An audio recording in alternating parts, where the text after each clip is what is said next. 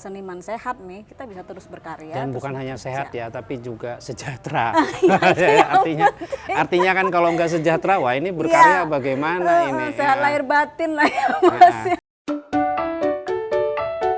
Halo, salam jumpa teman-teman di program Festival Gotong Royong, sebuah festival yang diinisiasi, yang digagas oleh Galeri Lorong. Nah, apa itu Festival Gotong Royong? Kita akan ngobrol dengan Oktaviani Puspawardani atau yang dipanggil sehari-hari dengan Opi. Oke, Mbak Opi, ini Halo. ada sehat Mbak Opi? Sehat. Oke, syukurlah. ini ada Festival Gotong Royong. Itu apa sih Festival Gotong Royong itu? Festival Gotong Royong itu jadi semacam pesta kecil yang digagas oleh Galeri Lorong. Iya. Khususnya sebenarnya untuk mencoba menggeliatkan lagi berbagai aktivitas, program seni dan budaya di Galeri Lorong. Iya. Disebut gotong royong karena ini emang kerja yang bareng-bareng bersama. Jadi dari area galeri kan memanjang itu kan, dari depan sampai belakang ada beberapa space kayak cafe, terus galeri, stockroom sampai homestay itu kita bareng-bareng, timnya masing-masing ikutan geruduk kerjaan ini, kita kerja bareng-bareng, makanya disebut gotong royong gitu Mas. Oh iya, itu ada berapa peserta itu? Kalau pesertanya ada banyak ya. Kita kan ada beberapa kegiatan di situ. Pertama pameran, terus ada pasar seni, terus juga ada workshop yang mainnya ada di sana. Untuk pameran sendiri kita terbagi jadi 3. Pameran inovatif itu ada 2 yang terlibat, 3. Dari JRE, terus limbah pustaka, terus sama taktik. Terus yang kedua pameran kreatif. Pameran kreatif itu ada 2 kelompok yang terlibat, Menha sama Barbarados Art Familia. Lalu yang ketiga pameran ekspresif. Nah kalau pameran ekspresif itu untuk kita nampilin karya-karya lukisan yang ada di stockroomnya Galeri Lorong. Itu baru dari segi pameran. Lalu ada workshop. Nah kalau workshop itu kita banyak nih, aku mesti buka contekan. Iya. Enggak apa-apa.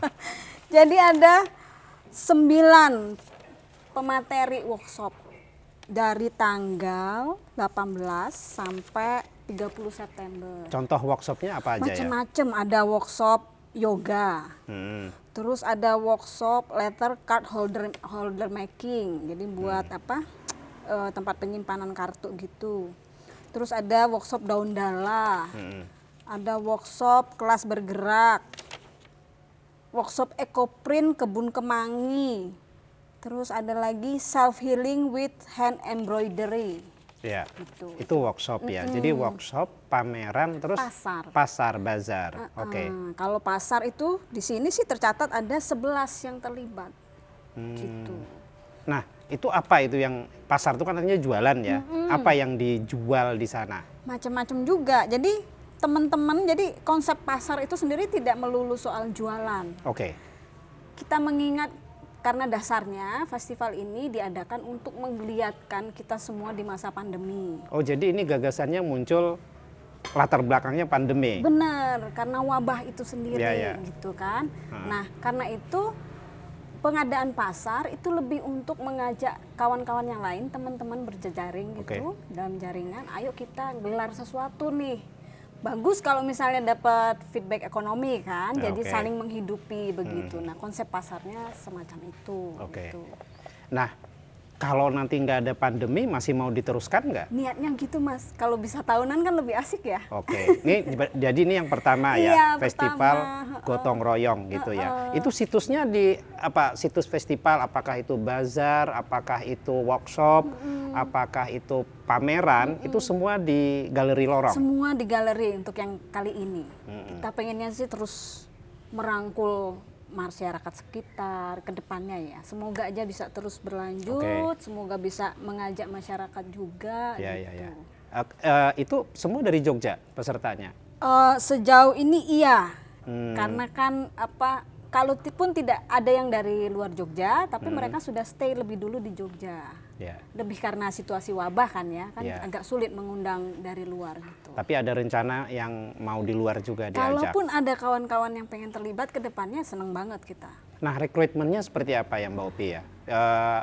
Yang ikut itu gimana sih rekrutmennya? Tadi istilahnya gotong royong, apakah kalian bikin kepanitiaan atau bikin organisasi lalu invite mereka, mengundang mereka, atau memang sejak awal mereka diajak rembukan juga atau gimana? Nah, kalau untuk teman-teman yang berpartisipasi nih, itu kita mengundang. Jadi ada yang diundang, ada yang memang terbuka. Jadi silahkan aja yang mau daftar gitu. Kayak pasar itu kita pakai sistem aplikasi terbuka. Workshop itu kita ngundang, tapi juga kita misalnya dapat rekomendasi dari siapa gitu. Yang memberikan ini kan, yang memberikan workshopnya kan. Bagus nih workshop ini, sesuai nih sama tema kita, oke kita ajak gitu. Nah itu kalau workshop. Terus kalau pameran juga begitu, sejauh ini masih by rekomendasi dengan juga melihat tracknya mereka di ini dan kesesuaian sama tema gitu. Oke, wah teman-teman ini menarik sekali ya. Jadi ada satu galeri bikin festival gotong royong. Kita biasanya taunya galeri itu menggelar pameran ya, namanya galeri.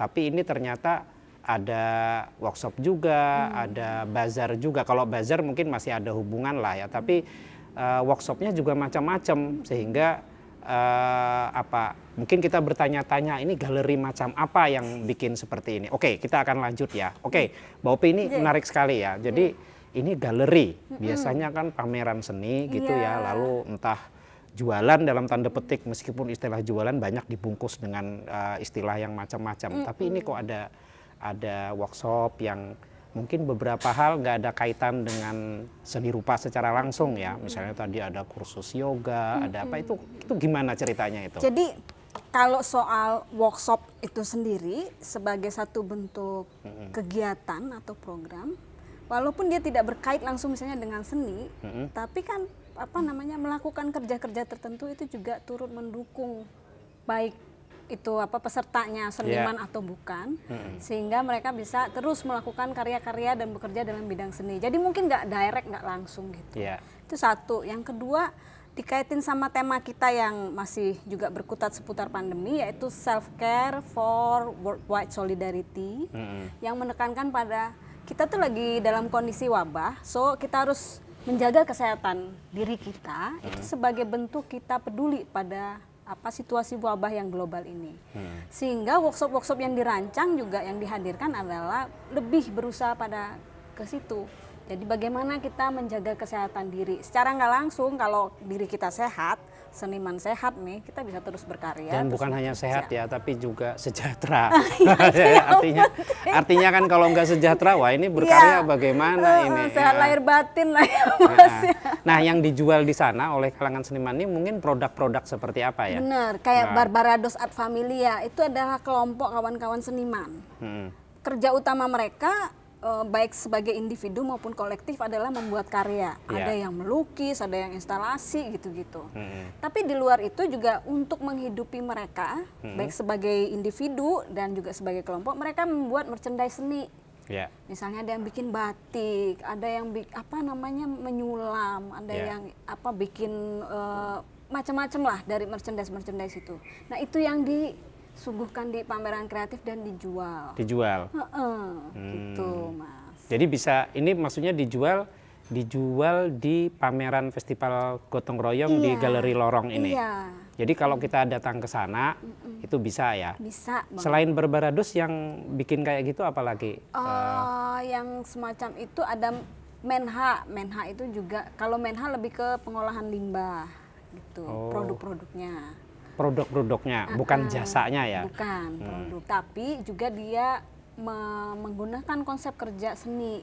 Jadi mungkin tidak maksudnya melihat dari limbahnya lalu dicocokkan untuk dibuat jadi produk apa semacam itu. Nah ini menarik ini istilah kamu tadi, produk seni dan metode kerja. Jadi mungkin yang dimaksud seni di sini tidak hanya sekedar produk ya, tapi metode juga. Bisa dijelaskan lagi nggak Mbak Opi itu gimana? Menarik itu.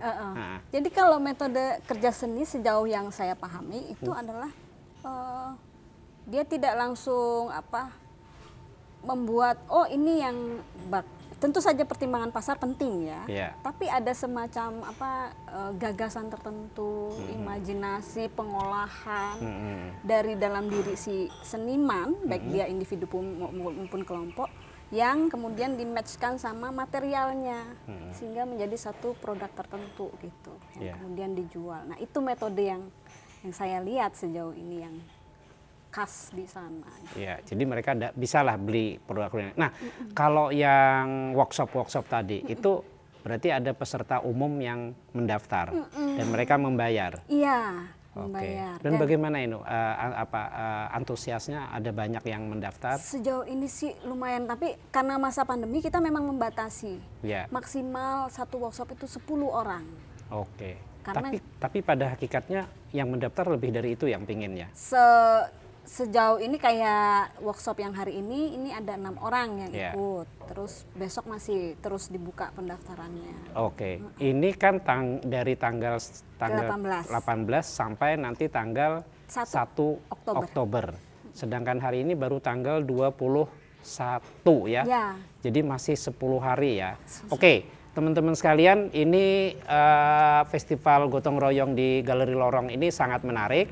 Jika Anda berminat, Anda bisa datang ke Galeri Lorong dan mungkin ya bisa ikut workshop mereka. Itu kalau masih ada seatnya ya, ada kursinya. Saya nggak tahu masih ada atau enggak, nanti bisa kontak Mbak Opi gitu. Nah, saya ingin lanjut lagi ya dengan konsep tentang tadi workshop, bazar, lalu satunya pameran. Karena ada bazar tapi ada pameran. Nah, di pameran nggak ada jualan. Ada juga. Nah, bedanya dengan bazar yang jualan tuh apa?